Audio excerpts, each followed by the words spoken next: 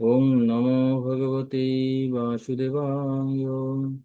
ওং নমো ভগবতে বাসুদেবায়। ওং নমো ভগবতে বাসুদেবায়।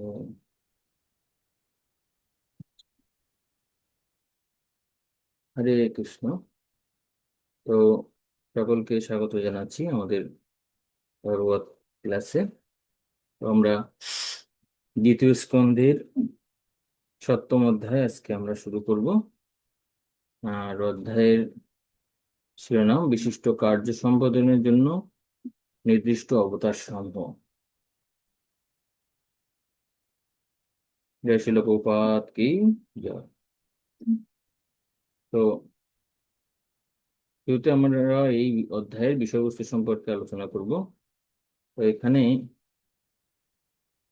এই অধ্যায় 2.7 এবং প্রথম স্কন্ধের তৃতীয় অধ্যায় এর মধ্যে অনেকটা মিল রয়েছে। কারণ প্রথম স্কন্ধের তৃতীয় অধ্যায়ে সেখানে বিভিন্ন অবতারের বর্ণনা করা হয়েছে। আর একই সঙ্গে এই অধ্যায়ের প্রথম অংশ অর্থাৎ 1 থেকে 39 নম্বর শ্লোক পর্যন্ত আহ সে সমস্ত অবতার সহ আরো কিছু অবতার সম্পর্কে এবং তাদের কার্যাবলী সম্পর্কে আলোচনা করা হয়েছে।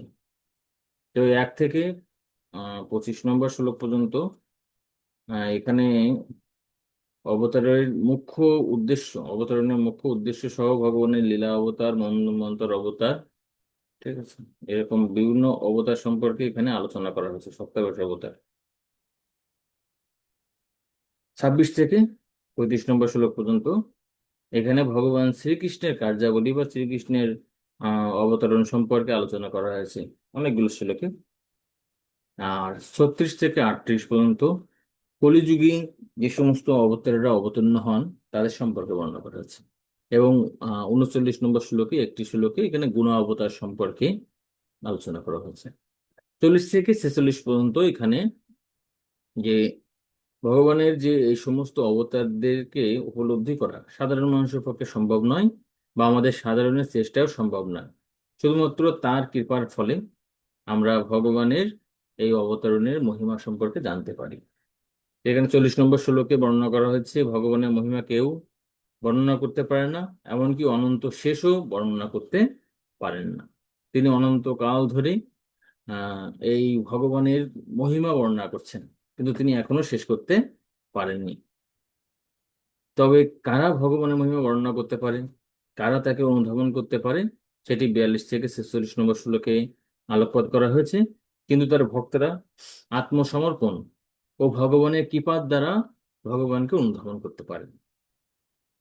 47 থেকে 49 নম্বর শ্লোকে এখানে ভগবান পরমাত্মা এবং ব্রহ্মর চেয়েও শ্রেষ্ঠ সেটি বর্ণনা করা হয়েছে।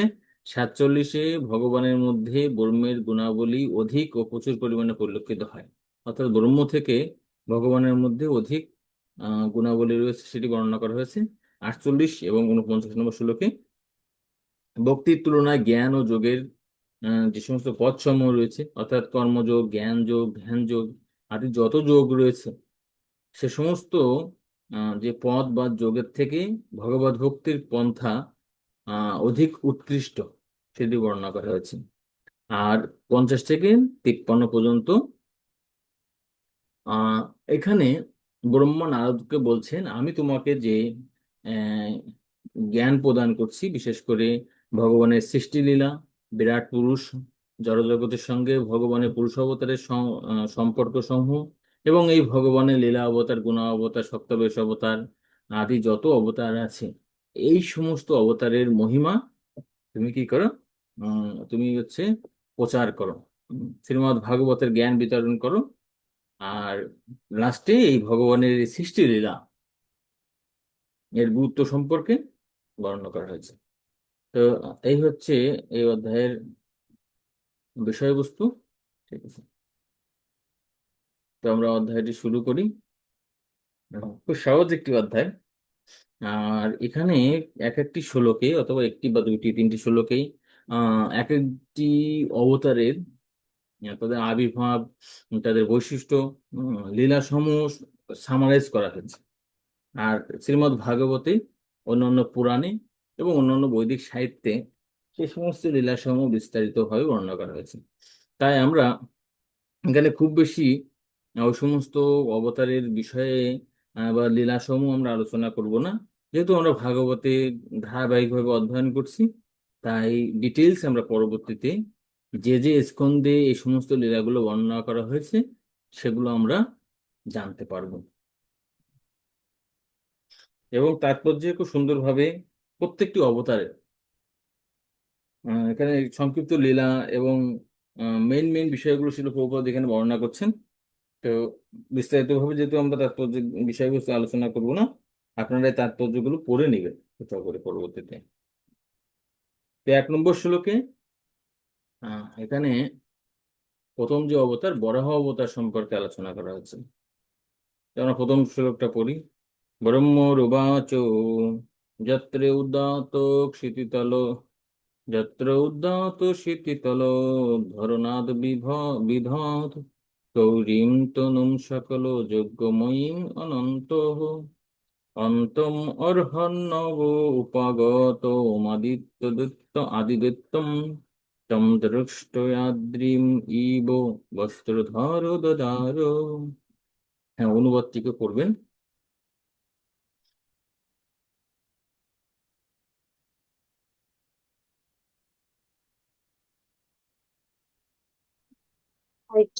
প্রণাম প্রভু। প্রণাম মাতাজি, বলুন। ব্রহ্মা বললেন, যখন অনন্ত শক্তিশালী ভগবান গর্ভ সমুদ্রে নিমজ্জিত পৃথিবীকে উদ্ধার করার জন্য লীলাচ্ছলে বরাহ রূপ ধারণ করেছিলেন, তখন আদি দৈত্য হিরণ্যক্ষ সেখানে এসে উপস্থিত হয়েছিল এবং ভগবান তাকে তার দন্ত দ্বারা বিদীর্ণ করেছিলেন। হরে কৃষ্ণ। তো ব্রহ্মা প্রথমে যে অবতারের কথা বর্ণনা করছেন সেটা হচ্ছে বরাহ অবতার। এটা আমরা সকলেই জানি যে যত্র উদ্যত ক্ষিতি তলোদ্ধরণায় বিধৎ গৌরী তরিম সকল যজ্ঞময়ী অনন্ত। ভগবান অনন্ত ভগবান কি করছেন যখন আহ যে আদি দৈত্য, ঠিক আছে, আদি দৈত্য এখানে বলছেন অন্তম আহ অহর কি বলে অর্ণব, অন্তম অহ অর্ণব উপাগতম আদি দৈত্যম। ঠিক আছে, আদি দৈত্য হিরণ্যাক্ষ তিনি কি করছেন এই পৃথিবীকে অর্থাৎ ভূমণ্ডলকে, ঠিক আছে, চিরজীব গোস্বামী বলছেন এখানে পৃথিবী বলতে যে ভূমণ্ডলটা তাকে বোঝা যাচ্ছে। তো ভূমণ্ডলকে তিনি কি করছেন, তিনি এই কোথাও কোথাও বর্ণনা করা হয়েছে যে রসাতলে, আবার কোথাও বর্ণনা করা হয়েছে যে গর্ভোদক সাগরে। ঠিক আছে, এখানে যদি বলা হচ্ছে যে গর্ভোদক সাগরে, গর্ভ সমুদ্রে তিনি নিমজ্জিত করেছিলেন। এবং ভগবান যদি আসলে কোনো ময়লা স্থানে, নোংরা স্থানে কোনো কিছু থাকে তখন কি করে, শূকর সেটিকে উদ্ঘাটন করে। তাই ভগবান এখানে শূকরের রূপ ধারণ করেছেন, করে তাকে উদ্ধার করেছে। এবং তিনি তাকে, তারপর যেখানে বর্ণনা করা হচ্ছে ছিল বিশ্বনাথ চক্রবর্তী ঠাকুর, ছিল জীব গোস্বামী বলছেন, এবং আমরা ভাগবতের 3য় স্কন্ধ লীলাতেও পাই ভগবান প্রথম তার হাতের দ্বারা, ঠিক আছে, আঘাতের মাধ্যমে তাকে হত্যা করে, এবং তারপর তার দন্তের দ্বারা তিনি কি করেন, হিরণ্যক্ষের তিনি বক্ষ বিদীর্ণ করেছিলেন, এভাবে তাকে হত্যা করেন। তো এই বরাহদেবের সম্পর্কে আরো বিস্তারিত ভাবে আলোচনা করা হবে 3য় স্কন্ধের আপনার 13 অধ্যায়, 18 অধ্যায় এবং 19 অধ্যায়। টোটাল কাহিনী সেখানে বর্ণনা করা হয়েছে। তো তখন আমরা এই বিষয়ে আরো বিস্তারিত আলোচনা করব। তো আমরা পরের শ্লোকে যাই, 2 নম্বর শ্লোকে।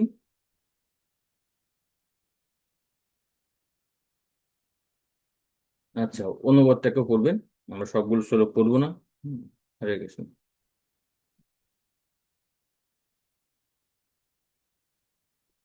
হরে কৃষ্ণ।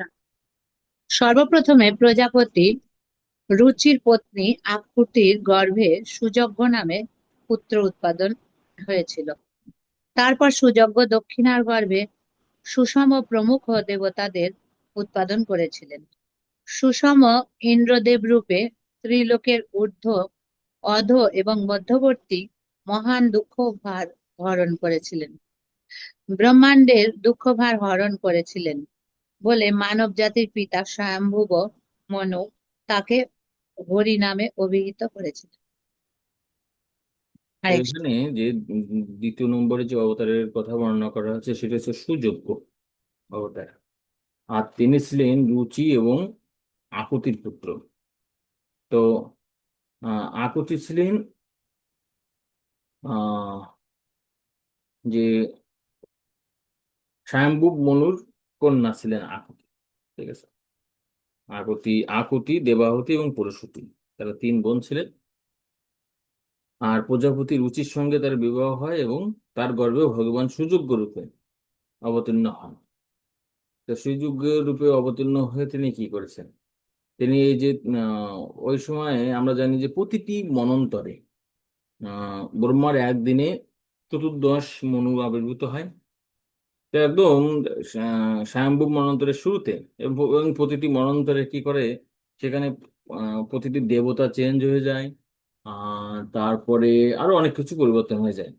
তো সুযোগ্য ভগবান সুযোগ্য রূপে আবির্ভূত হয়ে তিনি কি করেন, এই যে ত্রিলোকে যে দুঃখ কষ্ট ছিল সেগুলোকে দূরীভূত করে। তো শিল প্রভুপাদ এখানে একটি ইন্টারেস্টিং পয়েন্ট তিনি এখানে উদ্ঘাটন করেছেন। সেটি হচ্ছে যে ভগবান যখন অবতীর্ণ হন, তার পিতা কে হবে, মাতা কে হবে, ভগবান কোথায় অবতীর্ণ হবেন, ইত্যাদি যে বিষয়গুলো রয়েছে, সেগুলো কিন্তু সম্পূর্ণ শাস্ত্রে নির্দিষ্ট থাকে। তাই কেউ যেন খামখেয়ালি মতো শাস্ত্রের তার কোনো উল্লেখ নেই, তিনি যাতে তার অবতার রূপে, ভগবানের অবতার রূপে নিজেকে পরিচয় না দিতে পারেন। ঠিক আছে। তো কল্কি অবতার ভগবান প্রপদ বলছে এখনো কয়েক লক্ষ পরে, বিশেষ করে 4 লক্ষ বা 3 লক্ষ বছর পরে তিনি আবির্ভূত হবেন। কিন্তু এখনো কিছু কিছু ভণ্ড নিজেদেরকে কল্কি অবতার রূপে প্রকাশ করার দুঃসাহস দেখানোর চেষ্টা করছেন।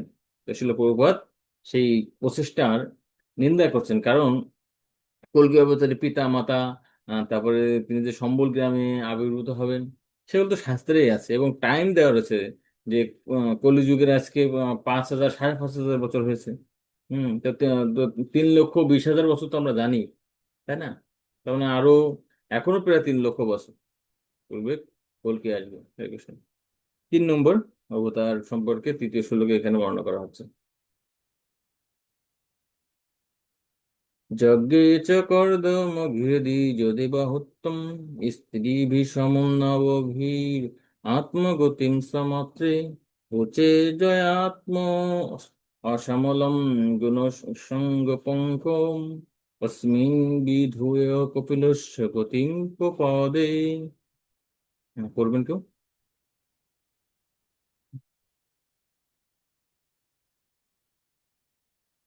হরে কৃষ্ণ।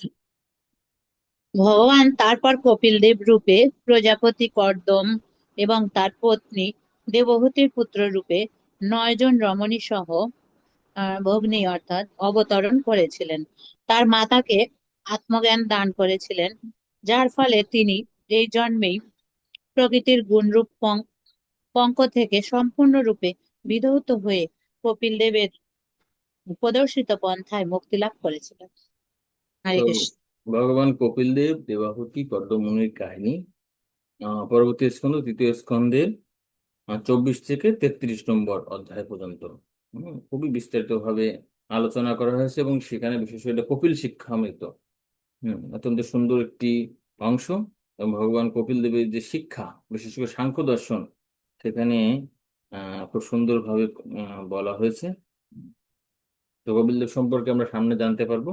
বিশেষ করে এখানে বলছেন যে কপিল দেব তার মাতাকে, হুম, মাতাকে তিনি কি করছেন, তিনি এই যে জ্ঞান, ঠিক আছে, কপিল দেবের যে জ্ঞান সাংখ্য দর্শন তিনি তাকে প্রদান করেন। এবং সেই জ্ঞান লাভ করে তিনি কি করছেন, তার মাতা, তিনি কি করছেন, তিনি হচ্ছে পরাগতি লাভ করেছেন। এখানে হচ্ছে কপিলস্য গতিম পদে। তো শিল প্রভুপাদ বলছেন এখানে কপিলস্য গতি মানে কপিল গতি লাভ করছে, অর্থাৎ ভগবান, প্রত্যেকটি ভগবানের বিশেষ বিশেষ যে অবতার রয়েছে, রূপ রয়েছে, তাদের কি আছে, আলাদা আলাদা লোক রয়েছে। তা ভগবানের যে কপিল দেবের যে লোক রয়েছে বৈকুণ্ঠ লোকে, সেখানে তার এই মাতা দেবাহুতি সেখানে গমন করেছেন, মুক্তি লাভ করেছেন। ঠিক তেমনি এখনো যদি আমরা এই শিক্ষাটা যদি ধারণ করতে পারি, শিল প্রভুপাদ বলছেন, তাহলে আমরাও এই উত্তম গতি লাভ করতে পারবো।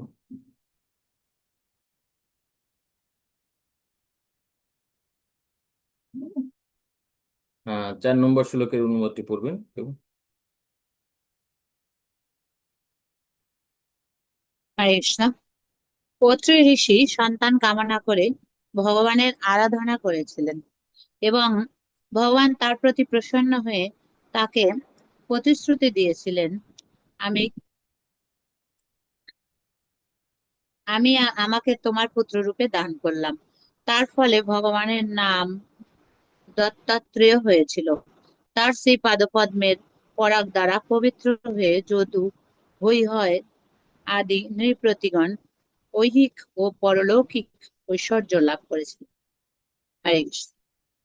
তো ভগবানের দত্তাত্রেয় অবতার সম্পর্কে এখানে চতুর্থ স্কন্দের 11 নম্বর অধ্যায়ে আলোচনা করা হয়েছে।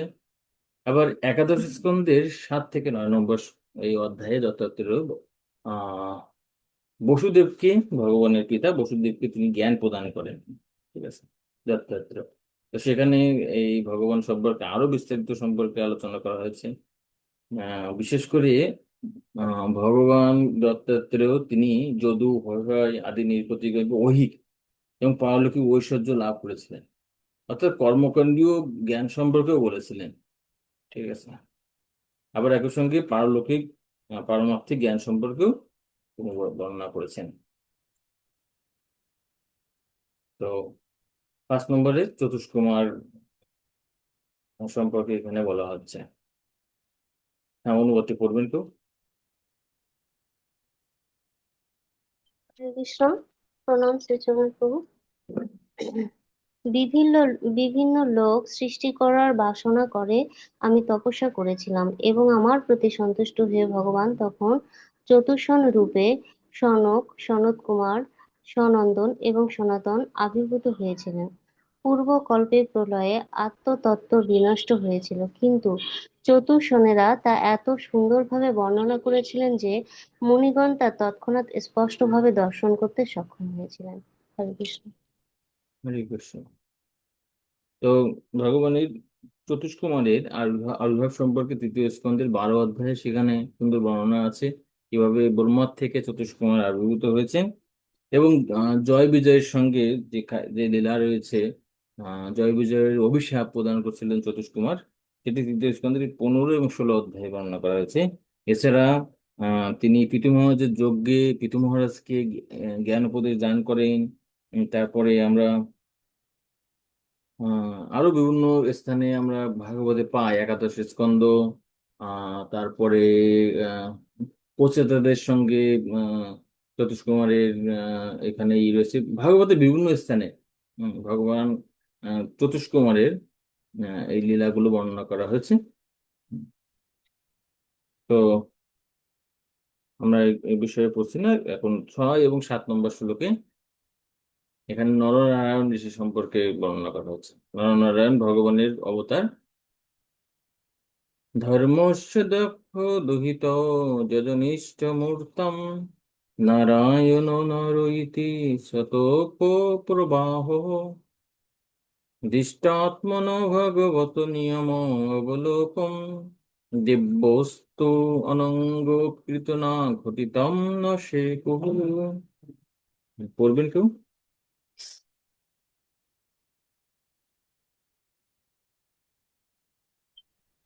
হরে কৃষ্ণ।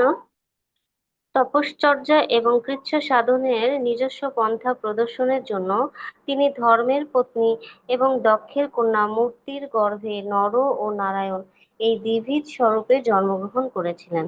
কামদেবের সঙ্গিনী অপ্সরাগণ তার তপস্যা ভঙ্গ করতে এসে যখন দেখলো যে তাদের মতো বহু সুন্দরীগণ তার দেহ থেকে নির্গত হচ্ছে, তখন তারা বিফল মনোরথ হয়েছিল। হরে কৃষ্ণ। হরে কৃষ্ণ। তো নারায়ণ ঋষির আবির্ভাব এবং লীলাসমূহ তো চমৎকার এবং অদ্ভুত এখানে বর্ণনা করা হচ্ছে। এবং বিশেষ করে ভাগবতের একাদশ স্কন্ধে 4র্থ অধ্যায় নারায়ণ ঋষির আবির্ভাব এবং তার যে কার্যকলাপ লীলা সম্পর্কে সেখানে বর্ণনা করা আছে। ধর্মস্য দক্ষ দুহিত যজনিষ্ঠ মুক্তাম, অর্থাৎ ধর্মের পত্নী ও দক্ষের কন্যা মূর্তির গর্ভে। ধর্মের পত্নী এবং আছে ধর্মের পত্নীর নাম হচ্ছে মূর্তি, তার গর্ভে আবির্ভূত হয়েছে নরনারায়ণ। ঠিক আছে, নারায়ণ ও নর ইতি শতপ প্রভাব, তারা ছিলেন অত্যন্ত তপস্বী। ঠিক আছে, তো তারা কেন তো তপস্যা করছে? ভগবানের তপস্যা করার তো আমরা জানি যে ভগবানের তপস্যা করার তো কোনো কারণ নেই। তো দিষ্ট আত্মনো ভগবত নিয়ম অবলোপন, অর্থাৎ যে এই জগৎ থেকে মুক্তির মাধ্যম হচ্ছে তপস্যা। ঠিক আছে, তপস্যার মাধ্যমে কেউ মুক্তি লাভ করতে পারে, বা যার যা কিছু দরকার তপস্যার মাধ্যমে সম্ভব। কিন্তু যখন এই তপস্যার বিধানগুলো সেটি অবলুপ্ত হয়েছে অথবা বিকৃত হয়েছে, তখন ভগবান কি করছেন? ভগবান এভাবে তিনি নিজে এসে তপস্যা করছেন, তপস্যা করে সেগুলো দেখেছেন। তো তার এই তপস্যার ফলে যখন কেউ কঠোর তপস্যা করে, তখন দেবরাজ ইন্দ্র কি করেন? তিনি একটু চিন্তিত হয়ে যান। ও আচ্ছা, তিনি তপস্যা করছেন, তিনি সম্ভবত আমার যে পোস্ট ইন্দ্রত্ব লাভ করার জন্য তপস্যা করছেন। তাই তিনি তাদের তপস্যাকে হরণ করার জন্য কি করেন? বিভিন্ন সময় অপ্সরাদেরকে পাঠিয়ে থাকেন।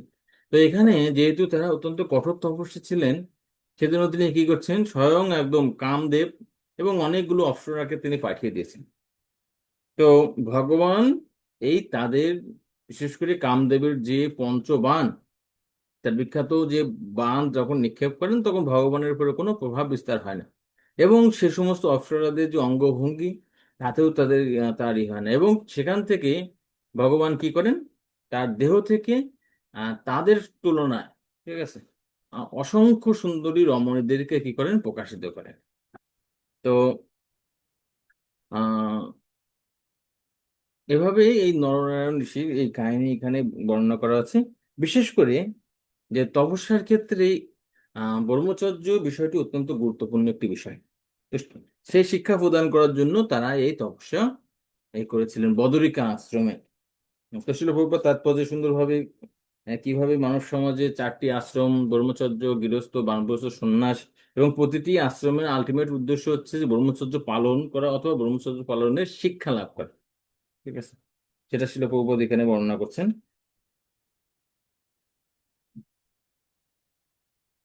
শিল প্রভুপাদ বলছেন যে ময়রা কখনো মিষ্টির প্রতি আকৃষ্ট হয় না। তো ভগবান তিনি হচ্ছে আত্মকাম, আত্মরাম। ঠিক আছে, তার মধ্য থেকে সবকিছু সৃষ্টি হয়। তাহলে তার সৃষ্ট বস্তুর প্রতি ভগবান কিভাবে আকৃষ্ট হতে পারেন? ঠিক আছে, তা আরো বিস্তারিত নরনারায়ণ ঋষি সম্পর্কে কেন ভগবান এই সমস্ত সৃষ্টি দ্বারা বিমোহিত হয় না, সে সম্পর্কে এখানে 7 নম্বর শ্লোকে বর্ণনা করা হচ্ছে। তো অনুবাদটিকে পড়বেন। হরে কৃষ্ণ।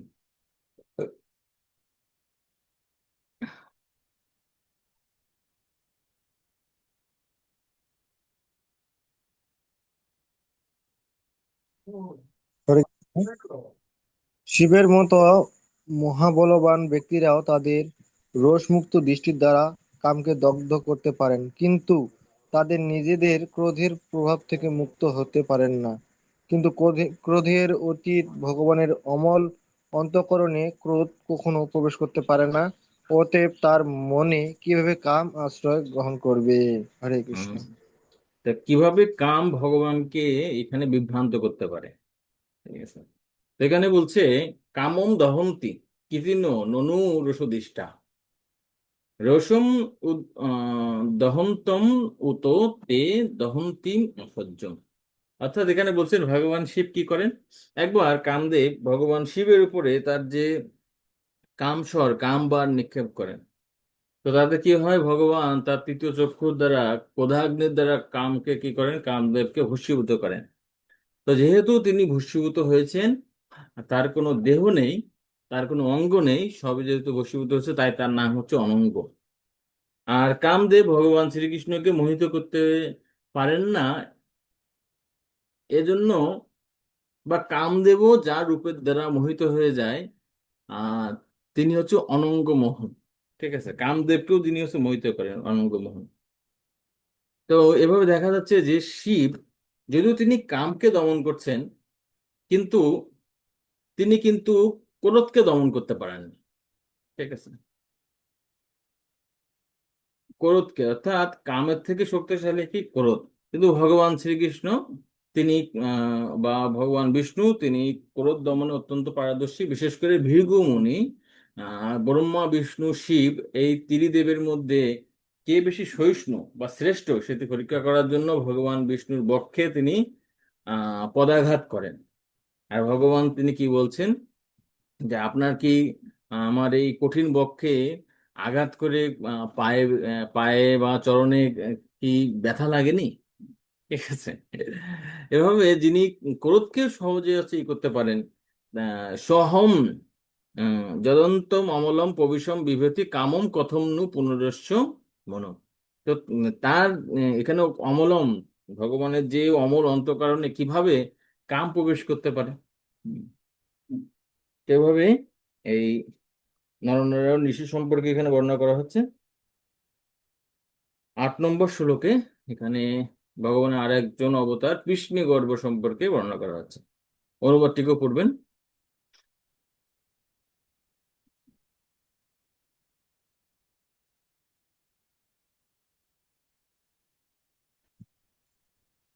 হরে কৃষ্ণ। রাজার সম্মুখে ধ্রুব বিমাতার বাক্যবাণে জর্জরিত হয়ে অপমানিত বোধ করেছিলেন এবং বালক হওয়া সত্ত্বেও কঠোর তপস্যা করার জন্য বনে গমন করেছিলেন। ভগবান তখন ধ্রুবের প্রতি প্রসন্ন হয়ে তাকে ধ্রুবলোক প্রদান করেন। পরিস্থিত এবং অধঃস্থিত মহর্ষিগণ যার স্তব করে থাকেন। হরে কৃষ্ণ। হরে কৃষ্ণ। তো এখানে ধ্রুব মহারাজের যে কাহিনী বা ঘটনাগুলো সেটি চতুর্থ স্কন্দের 8 থেকে 13 নম্বর অধ্যায়ে আলোচনা করা হয়েছে। এবং ভগবানের যে কৃষ্ণ গর্ভ অবতারের কথা এখানে বলা হচ্ছে, তার আবির্ভাব সম্পর্কে আমরা জানতে পারি। আহ, ভগবান শ্রীকৃষ্ণ স্বয়ং দশম স্কন্দের 3য় অধ্যায়ের সেখানে বর্ণনা করছেন যে হে মাতা, হে পিতা, তোমরা পূর্ব জন্মে দেবকী মাতা ছিলেন কৃষ্ণগর্ভ, এবং বসুদেব তিনি ছিলেন সুতপা। ঠিক আছে, তাদের পুত্র রূপে এখানে ভগবান 3বার আবির্ভূত হবেন। ঠিক আছে, তিনি বলছেন যে আমি বামন রূপে আবির্ভূত হয়েছি, কৃষ্ণগর্ভ রূপে আবির্ভূত হয়েছি। সেই কৃষ্ণগর্ভ অবতারের কথা এখানে বর্ণনা করা হচ্ছে, যিনি ধ্রুবকে কি করেন, ধ্রুবকে আশীর্বাদ করেন। ঠিক আছে, এবং ধ্রুবকে তার বাঞ্ছিত বর এখানে প্রদান করেন। তা আমরা খুব সবাই জানি, খুব বিখ্যাত একটি লীলা আমরা এটি চতুর্থ স্কন্ধে পাবো। সে সম্পর্কে সময় বিস্তারিতভাবে আলোচনা করব, কিভাবে তিনি বিমাতার দ্বারা তিনি লাঞ্ছিত হয়ে বনে ভগবানের তপস্যার জন্য এসেছেন। নারদ মুনি কর্তৃক তিনি উপদিষ্ট মন্ত্র লাভ করেছেন, দীক্ষা লাভ করছেন, এবং পরিশেষে কিভাবে তিনি 6 মাসের মধ্যে ভগবানের দর্শন লাভ করলেন সম্পর্কে সেখানে আলোচনা করা হয়েছে। বিশেষ করে এখানে ধ্রুবলোক সম্পর্কে শিল প্রভুপাদ তাৎপর্য বলছেন।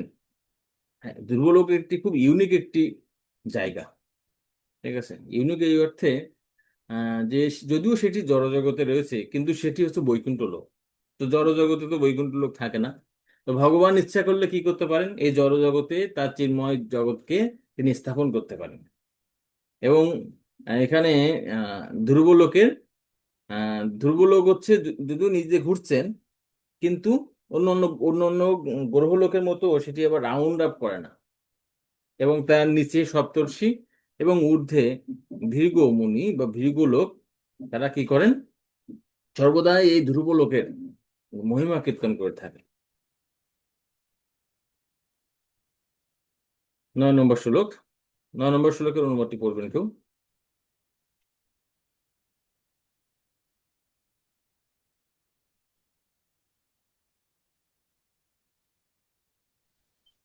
হরে কৃষ্ণ।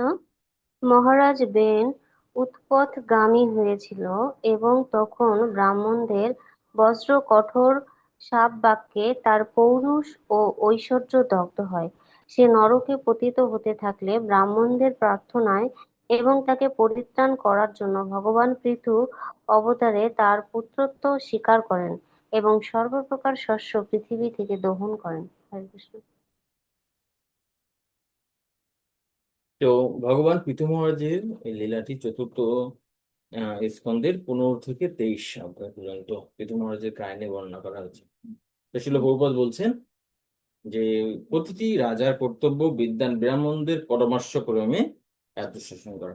কিন্তু যখন কোনো রাজা অত্যাচারী হয়, ব্রাহ্মণদেরকে অবজ্ঞা করেন, তখন ব্রাহ্মণরা তাদের অভিশাপের মাধ্যমে তার পতন ঘটাতে পারেন। তো বেন ব্রাহ্মণদের অভিশাপে তিনি মারা গিয়েছেন। তখন তার যে উরু থেকে মন্থনের ফলে প্রথমে কি করে, তার সরি তার তার বাহু থেকে নিষাদ জাতির উৎপত্তি হয়, পাপময় জাতি।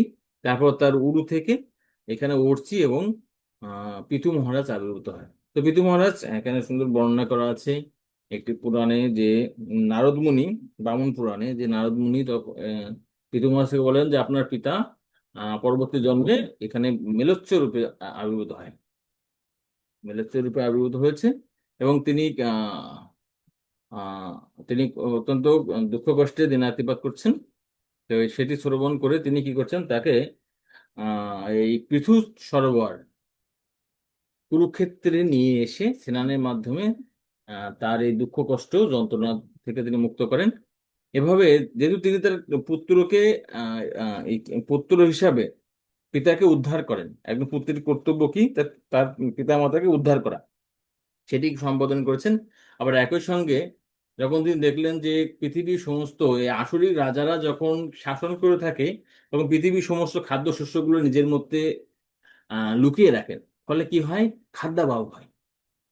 তো জনগণ কষ্টে আছেন, তখন তিনি এই পৃথিবী থেকে এই বিভিন্ন শস্য, খাদ্য, বিভিন্ন প্রয়োজনীয় বস্তু তিনি আহরণ করে তিনি এই জগৎকে পালন করেন। তো পিতু মহারাজ ভগবানের পালন শক্তির অবতার বলা হয়, সপ্তাদশ অবতার, পালন শক্তির অবতার বলা হয়। 10 নম্বর শ্লোকের অনুবাদটি পড়বেন কেউ?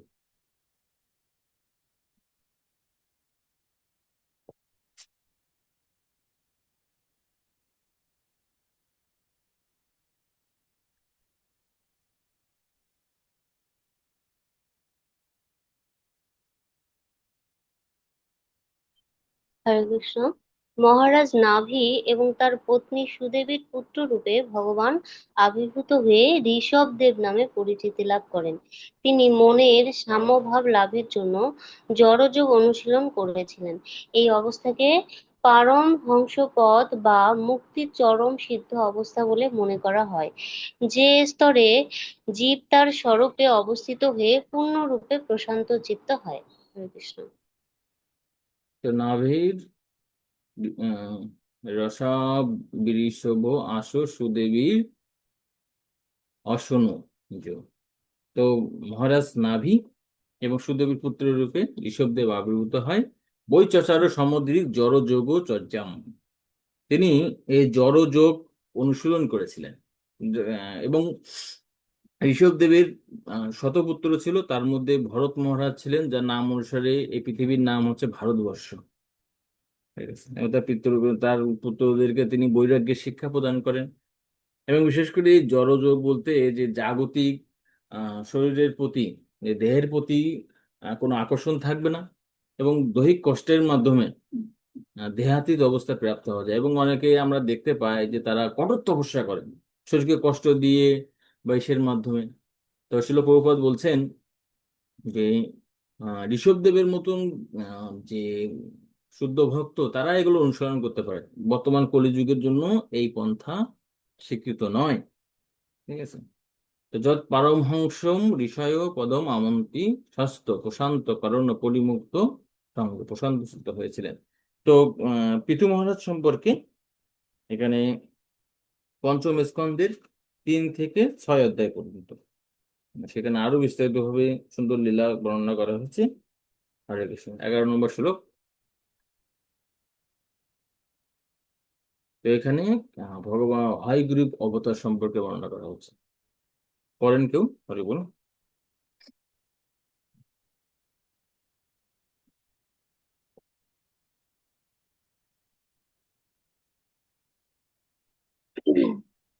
হরে কৃষ্ণ। ভগবান আমার অর্থাৎ ব্রহ্মার অনুষ্ঠিত যজ্ঞে হয়গ্রীব অবতার রূপে প্রকট হয়েছিলেন। তিনি সাক্ষাৎ যজ্ঞ এবং তার অঙ্গকান্তি সুবর্ণ স্বরূপ। তিনি সাক্ষাৎ বেদ এবং সমস্ত দেবতাদের পরমাত্মা। যখন তিনি শ্বাস গ্রহণ করেছিলেন, তখন তার নাসারন্ধ্র থেকে সমস্ত মধুর বৈদিক স্তোত্র ধ্বনিত হয়েছিল। হরে কৃষ্ণ। হয়ে গেছে। তো ভগবানের হয়গ্রীব অবতার, অর্থাৎ তিনি এখানে হয় বা অশ্ব, তার মুখটি ছিল অশ্বের মতো, এবং তিনি ব্রহ্মাকে, যে হয়গ্রীব নামক আর একজন অসুরও ছিল, তার মুখটাও ছিল হচ্ছে অশ্বের মুখের মতো। তো তাকে ভগবান পরবর্তীতে বিষ্ণু রূপে হত্যা করে বেদসমূহকে উদ্ধার করেন। আবার একই সঙ্গে ব্রহ্মাকে এই বেদসমূহ প্রদান করেন ভগবান হয়গ্রীব অবতার। তো অষ্টম স্কন্ধের, ঠিক আছে, 24 নম্বর অধ্যায়, সরি না, এটা হচ্ছে পঞ্চম স্কন্ধের 18 অধ্যায়ে আহ, এই হয়গ্রীব অবতার সম্পর্কে, সেখানে হয়গ্রীব অবতারের যে ও প্রতি যে প্রার্থনা এখানে বর্ণনা করা আছে হয়গ্রীব অবতার সম্পর্কে।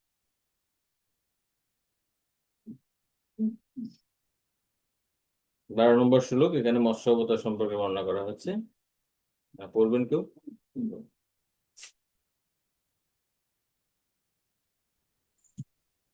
দেখো দেখো, ये কতবার হিট হিট হতো কেন? অতিরিক্ত হিট হচ্ছে, এটা কিছু করার হচ্ছে না। ওরা ফাটাফাটি তাদের যে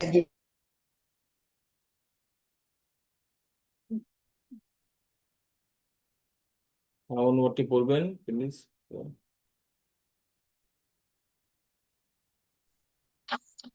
হরে কৃষ্ণ। কল্পান্তে সত্যব্রত নামক ভাবী বৈবর্ষদ মনু দেখতে পাবেন যে মৎস্যাবতার স্বরূপে ভগবান পৃথিবী পর্যন্ত জীবাত্মাদের আশ্রয়।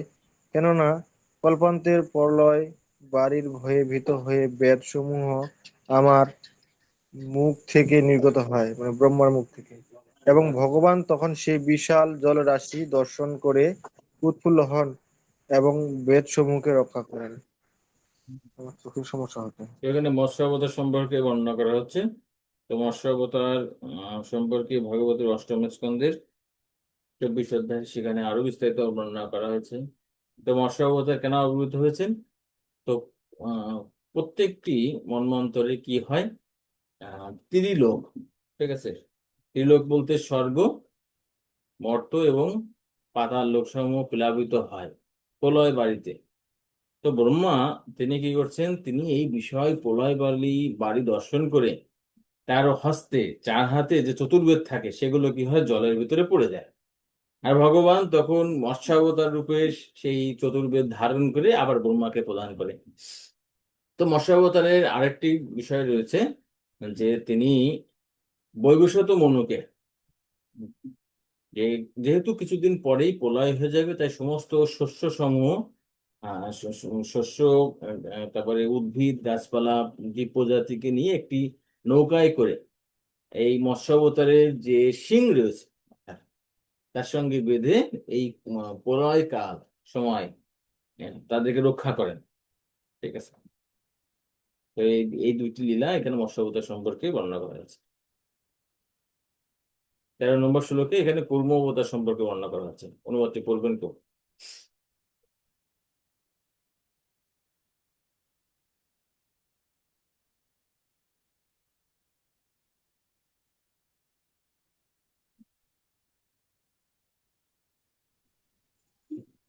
হরে কৃষ্ণ। আদিদেব ভগবান কুর্মরূপ ধারণ করে অমৃত লাভের জন্য ক্ষীর সমুদ্র মন্থনকারী দেবতা ও দানবদের মন্থন দণ্ড স্বরূপ মন্দর পর্বত পৃষ্ঠে ধারণ করেছিলেন। সেই পর্বতের ঘূর্ণনের ফলে অর্ধনিদ্রিত অবস্থায় ভগবান কুণ্ডয়ন সুখ অনুভব করেছিলেন। হরে কৃষ্ণ। তো প্রথম এখানে কুণ্ডন সুখ লাভ করছেন কুর্মদেব ভগবান, ঠিক আছে। তো অদ্ভুত যে বিশাল একটি পর্বত তার পিঠের রেখে এই যে মন্থন কার্য হচ্ছে, আর ভগবান এখানে যখন যদি কারোর যে চুলকানি হয়, চুলকায়, সেই যে সুখটা, ঠিক আছে,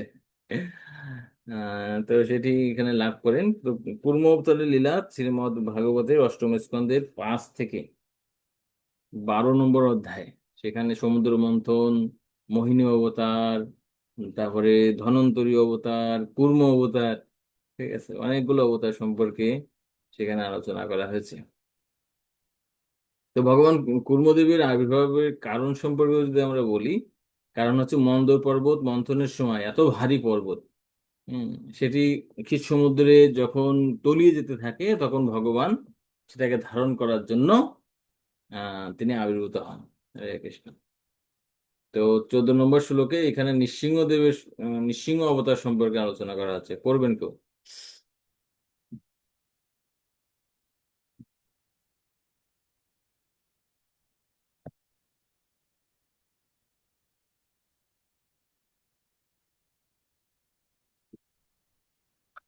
হরে কৃষ্ণ।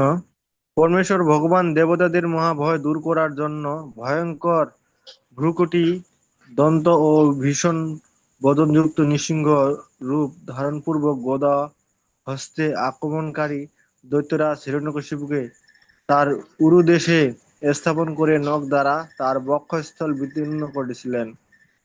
হরে কৃষ্ণ। তো নৃসিংহদেবের লীলা সম্পর্কে আমরা অনেকেই জানি, আর বিশেষ করে শ্রীমদ্ ভাগবতের সপ্তম স্কন্দের প্রথম থেকে 10 নম্বর অধ্যায় পর্যন্ত এখানে বিস্তারিত ভাবে প্রহ্লাদ মহারাজের কাহিনী, কিভাবে প্রহ্লাদ মহারাজ নৃসিংহদেব তাকে রক্ষা করেছিলেন এবং হিরণ্যকশিপু তার পিতা তাকে অত্যাচার করেছিলেন, সে সম্পর্কে এখানে বর্ণনা করা হয়েছে। তো শিল প্রভুপাদ বলছেন, হিরণ্যকশিপু তিনি কি অমর হওয়ার জন্য অনেক চেষ্টা করছেন, কিন্তু ভগবান আহ, কিভাবে তাকে বধ করেছেন সেটি এখানে বর্ণনা করা হয়েছে নৃসিংহদেব অবতার সম্পর্কে। আমরা আরো বিস্তারিত সপ্তম স্কন্ধে জানতে পারবো। 15 এবং 16 নম্বর শ্লোকে ভগবান ও হরি অবতার সম্পর্কে বর্ণনা করা হচ্ছে, যিনি গজেন্দ্রকে উদ্ধার করেছেন। অন- অন্তঃসরশিরুর বলেন পদে গৃহীত, গ্রাহেণ যুতপতিরম্বুজ হস্ত আর্তঃ, আহেদম আদি পুরুষ অখিল লোকনাথ, তীর্থ সর্ব শ্রবণ মঙ্গল নামধেয়। হ্যাঁ, অনুবাদটি পড়বেন কেউ?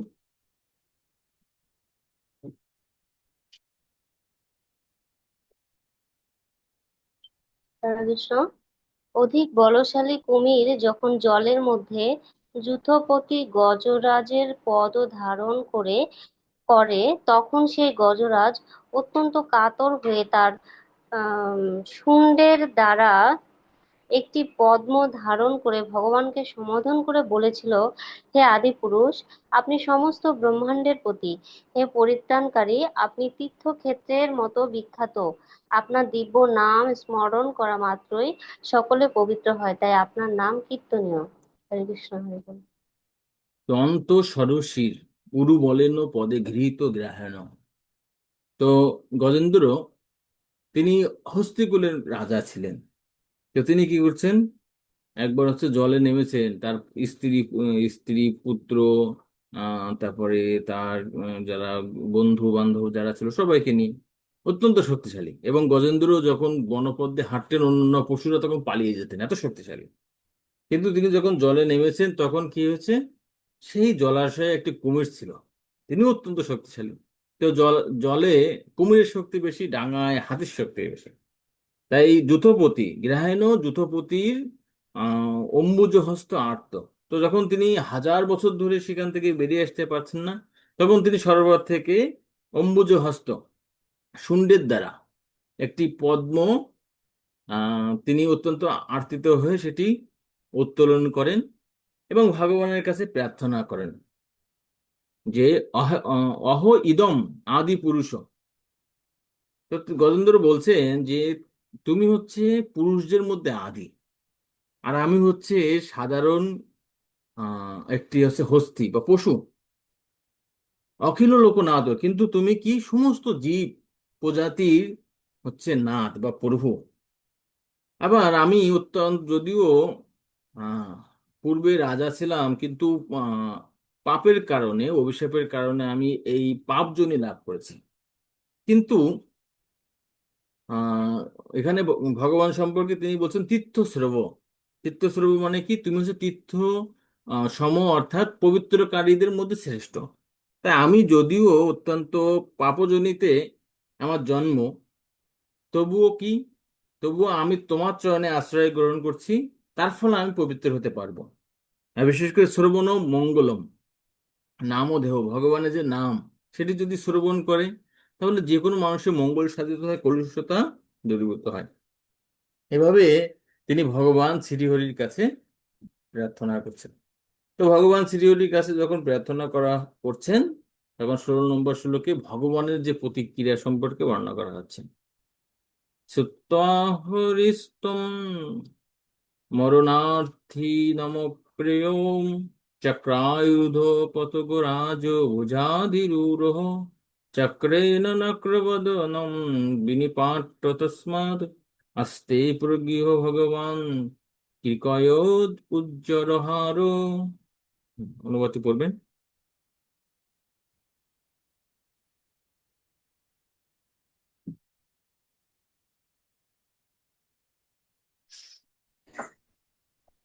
হরে কৃষ্ণ। চক্রপাণি শ্রীহরি সেই শরণার্থী গজরাজের আর্তনাদ শ্রবণ করে পক্ষীরাজ গরুড়ের পৃষ্ঠে আরোহণ পূর্বক তার চক্রের দ্বারা কুমিরের বদন দ্বিখণ্ডিত করেছিলেন এবং কৃপাপূর্বক গজরাজের সুর ধরে কুমিরের মুখ থেকে উদ্ধার করেছিলেন। হরে কৃষ্ণ। এখানে বলছে সীতা হরিম হরিস্তম মরণার্থী অপ্রেম। তো অপ্রেম শব্দের অর্থ হচ্ছে যে অত্যন্ত বলশালী। তো এত দূর যে চীন জগতে ভগবান আছে, গরুড় পৃষ্ঠে ভগবান তাৎক্ষণিকভাবে চলে আসছেন। কিভাবে চলে আসছেন? কারণ ভগবান অত্যন্ত শক্তিশালী, তিনি যে কোনো মুহূর্তে যে কোনো সময় আবির্ভূত হতে পারেন। এবং তিনি চক্র, আয়ুধ, অস্ত্র সমূহ সেখানে আসেন এবং এই যে কুমিরের তিনি মস্তক ছেদন করে তাকে হত্যা করেন।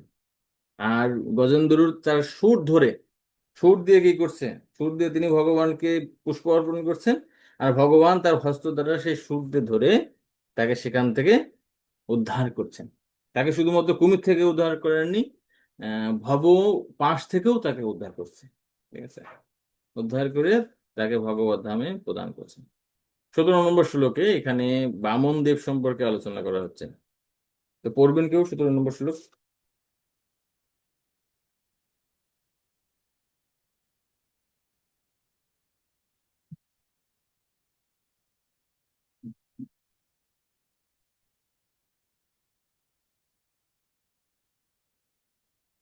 হরে কৃষ্ণ। গুণাতীত ভগবান অদিতি পুত্র আদিত্যের মধ্যে বয়সে সর্বকনিষ্ঠ হলেও গুণে সর্বাপেক্ষা শ্রেষ্ঠ ছিলেন।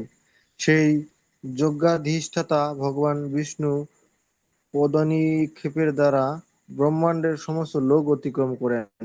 কৃপাত ভূমি ভিক্ষা করার ছলে তিনি বামন রূপে বলি মহারাজের অধিকৃত সমগ্র ভুবন অধিগ্রহণ করেছিলেন। তিনি ভিক্ষার ছলে তা গ্রহণ করেছিলেন, কেননা নিগ্রহ এবং অনুগ্রহ করতে সমর্থ জনেরা সবকিছু করতে পারলেও যাচঞ্চা ব্যতিরেকে সৎপথচারী ব্যক্তিকে ঐশ্বর্য ভ্রষ্ট করা তাদেরও কর্তব্য নয়। হরে কৃষ্ণ। তো 17 এবং 18 নম্বর শ্লোকে এখানে ভগবান বামন দেবের সম্পর্কে আলোচনা করা হচ্ছে। বামন দেবের লীলা অষ্টম স্কন্ধের 15 থেকে 23 অধ্যায়। ঠিক আছে, এখানে আরো বিস্তারিতভাবে বর্ণনা করা হচ্ছে। তো এখানে যেটি বর্ণনা করা হচ্ছে যে ভগবান কি করছেন, এই বলি মহারাজের কাছে, বলি মহারাজ যে সমস্ত রাজ্য ধন সম্পদ লাভ করেছিলেন, সেটি লাভ করছেন কিভাবে? তিনি যুদ্ধ করে। আর যেহেতু ভগবান বামনদেব ব্রাহ্মণ পুত্র, তিনি তো যুদ্ধ করতে পারবেন না। আর সেজন্য তিনি তার কাছে ভিক্ষা চেয়েছিলেন, ত্রিপাদ ভূমি। তো বামনদেব সম্পর্কে এখানে 18 নম্বর শ্লোকে এখানে আরো বর্ণনা করা হচ্ছে। করবেন কেউ?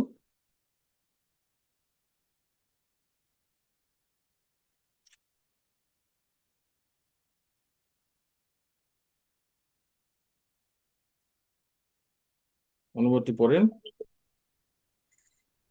বলি মহারাজ, যিনি তার মস্তকে ভগবানের পদধূত জল ধারণ করেছিলেন, তার গুরুর নিষেধ সত্ত্বেও তিনি তার প্রতিশ্রুতি ব্যতীত অন্য আর কিছু চিন্তা করেননি।